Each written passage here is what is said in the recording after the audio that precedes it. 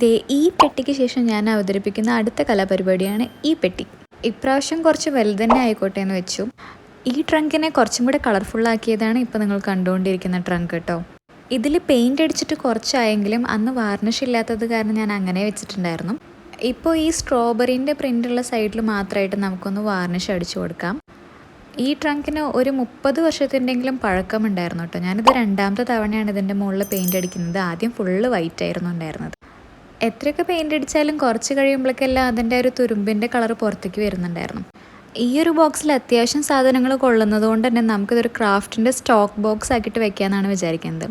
അങ്ങനെ വാർണിഷൊക്കെ അടിച്ചിട്ട് നമ്മുടെ ബോക്സ് ഇവിടെ റെഡി ആയിട്ടുണ്ട്. ഇനി ഓരോന്നോരോന്നായിട്ട് നമുക്ക് അടുക്കി പെറുക്കി വെക്കാം.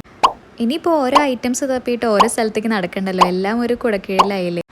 അങ്ങനെ spray paint, varnish, mod podge, resin, gesso paint, tape ഇതൊക്കെ ഞാൻ അടുക്കി പെറുക്കി വയ്ക്കുകയാണ് കേട്ടോ അതിൻ്റെ ഉള്ളിലേക്ക്.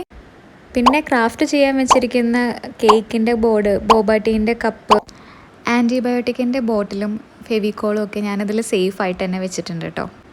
വലിയ ട്രങ്ക് ആയതുകൊണ്ട് തന്നെ നമുക്കിത് നമ്മുടെ ടേബിളിൽ വെക്കാൻ സ്ഥലമില്ല. സോ ഞാൻ ടേബിളിൻ്റെ തൊട്ട് താഴെയായിട്ട് ഞാൻ വെച്ച് കൊടുക്കുകയാണ്.